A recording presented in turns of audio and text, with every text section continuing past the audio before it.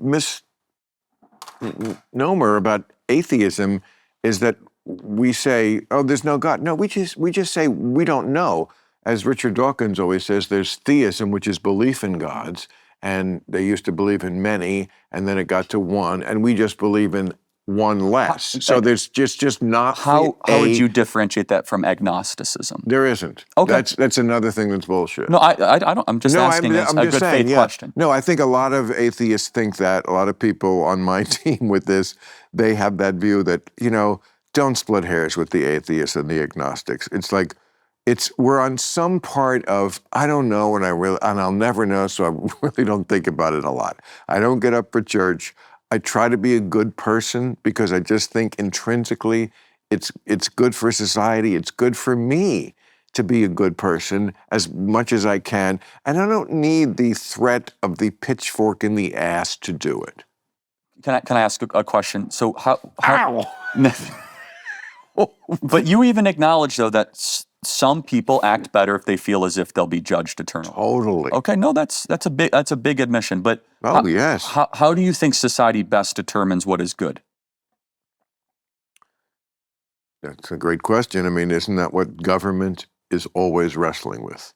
Correct. What makes society good? Do you think, even as an atheist, the Ten Commandments, the right side of the Ten Commandments is a good place to start? The right side.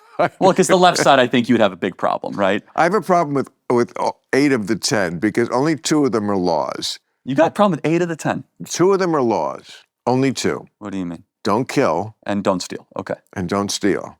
Sure. This idea that God is this... But you're good with those 2. Like, obviously. the first 4 are just jealous God shit. It's just like, you know what? No, God, honoring your parents is not jealous God stuff.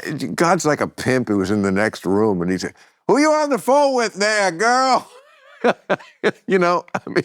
I guess I'm testing that. Hold on, but no, I'm not offendable on this, but I think you could have, I know you made fun of it in Religulous, but there's something beautiful about not working for a day. Oh, like honoring the Sabbath. A week is even better.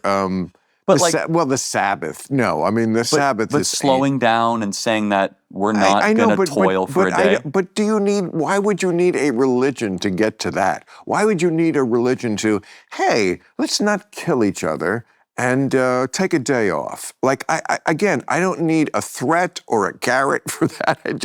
It's just so intrinsic. It sort of reminds me of the beginning of the Declaration of Independence. If it's intrinsic, then why is it that a lot of countries that don't have Christianity struggle to come to these realizations? That, for example, communist China. Again, no Hitler analogies, right? Under Mao, which was resolutely atheist, right? Resolutely.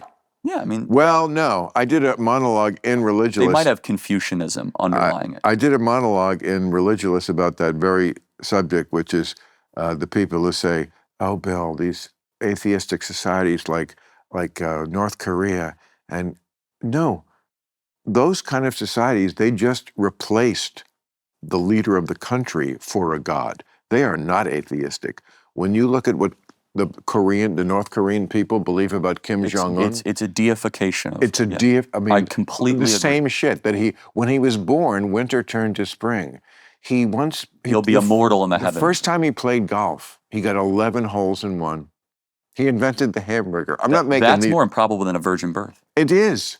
It really is. So we agree. I'm not making this up, but they believe that. So don't tell me North Korea is atheistic. They're not atheistic. But there is in China at least, and of course in the Soviet Union, there was a anti-Christian movement, very hardcore. Okay. So I guess what code, and I'm not saying this sarcastically, what book do you think is best for humanity to live by? I say the Bible. What would you say? No, it's an important philosophical question, right? I have a book called Not the Bible.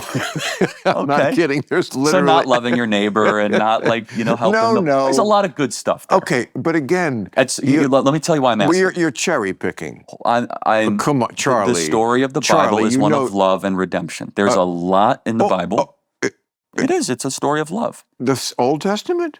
Well, the entire arc of the Bible is a story of love and a need for humans' redemption. Well, that's a charitable way of looking at it, and that's in there. There's a lot of things in there because it's a giant anthology over centuries of many different writers. There is a lot in the Bible. It wasn't written by God, right?